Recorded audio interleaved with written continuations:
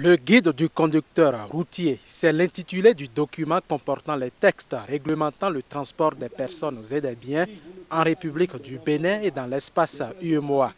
L'Agence nationale des transports terrestres fait une tournée de vulgarisation de ce document depuis le 16 septembre dernier. Sans le transport, surtout routier, on ne peut pas joindre les lieux de production aux lieux de distribution, ni les lieux de distribution aux lieux de consommation. Je voudrais nous dire tout simplement que le transport en général et le transport en routier constituent véritablement un vecteur de développement.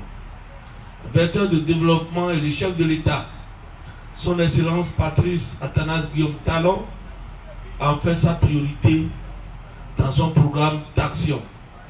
La vulgarisation de ces textes intervient dans un contexte où le Bénin est premier dans l'espace UEMOA en matière de libre circulation des personnes et des biens. Le Bénin ne peut maintenir durablement cette position si les vrais acteurs, que sont les conducteurs et les transporteurs, ne maîtrisent pas les textes qui régissent le domaine.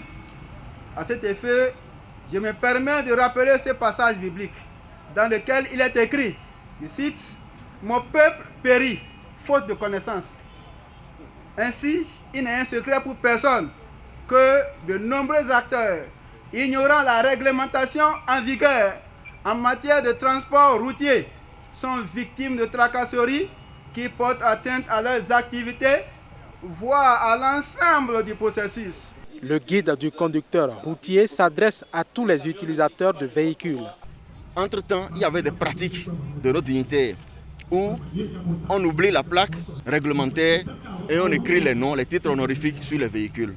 Ceci est interdit. Il y a des tests qui résistent. Donc si un dignitaire aujourd'hui désire s'annoncer sur son véhicule, il faudra qu'il se rapproche de la NAT, qu'il fasse les formalités et qu'il demande autorisation. Mais cette autorisation ne l'exonère pas de la présence de la plaque réglementaire sur son véhicule. Il sera autorisé à placer sa plaque honorifique à côté. Après les départements du Sud Bénin, c'est le tour du Septentrion d'accueillir cette mission de l'ANAT qui se rendra après Parakou, à Kandi, Djougou et Natitengo.